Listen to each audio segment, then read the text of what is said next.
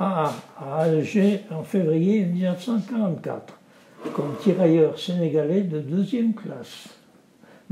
J'ai pas l'air comme ça, mais c'était le cas. Caserne d'Orléans à Alger. Ça a été d'abord le 1er régiment d'infanterie coloniale, puis ensuite le 21e régiment d'infanterie coloniale. Quand il s'est agi de remplacer les Français qui étaient en Indochine depuis 2 ans ou plus, on a dissous mon bataillon pour envoyer les effectifs au régiment qui était déjà là, mais dont les effectifs partaient en France.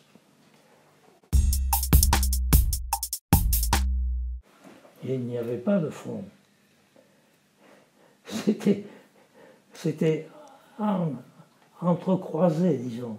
On était à des endroits, les Viet Minh à d'autres, et puis entre les deux, il n'y avait rien que des paysans qui, à la rigueur, et surtout auraient désiré avoir la paix, mais qui ne pouvaient pas l'avoir parce qu'ils étaient soumis à des pressions, en particulier de nos adversaires, qui n'étaient pas particulièrement tendres avec eux.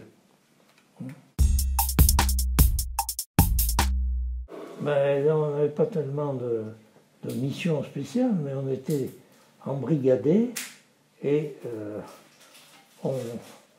on cherchait quand on pouvait l'adversaire, qui était dénommé Viet Minh, mais que d'après les instructions officielles, il ne fallait surtout pas appeler ennemi, je ne sais pas pourquoi. Et en général, l'adversaire était mieux renseigné que nous sur nos mouvements, et donc il choisissait des endroits et les moments où nous attaquait, ou bien où on passait, et nous tendait des embuscades. Alors il fallait se méfier de tout et de tous. On était assez isolés, et parfois on était, comme chef de section, on partait avec sa section, c'est-à-dire entre 20 et 40 hommes français, pour ce qui me concernait, et qui étaient tous au fond des camarades, quel que soit le grade. De nouveaux grades, ouh là, il faudrait les compter. Aspirant, sous-lieutenant, lieutenant, capitaine, commandant, lieutenant-colonel, ça fait 6, la demi-douzaine.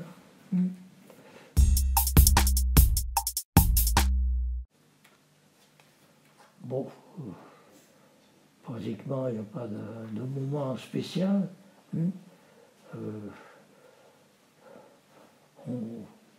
On se bat, puis c'est tout. Ce n'est qu'après coup qu'on dit, tiens, ce n'est pas passé loin, c'est tout. Mais sur le moment, on n'y pense pas.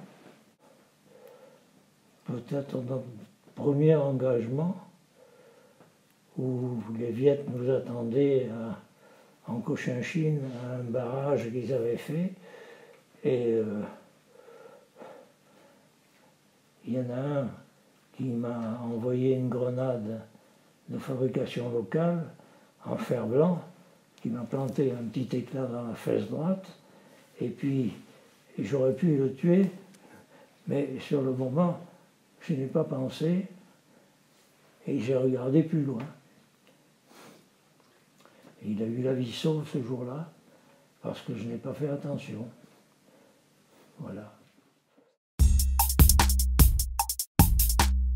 Ce sur quoi il faut insister, c'est que ça se passait à 12 000 km de la France, que les gouvernements français changeaient tous les 15 jours ou à peu près, et que leur préoccupation principale n'était pas l'Indochine, où les Japonais avaient profité de la défaite française en juin 1940 pour s'implanter et dresser les populations contre nous.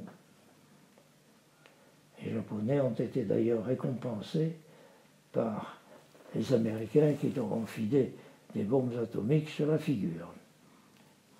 Ce qui a, contrairement à ce que croient beaucoup de gens, a certainement évité beaucoup de pertes américaines d'abord et japonaises ensuite. Mais de rien.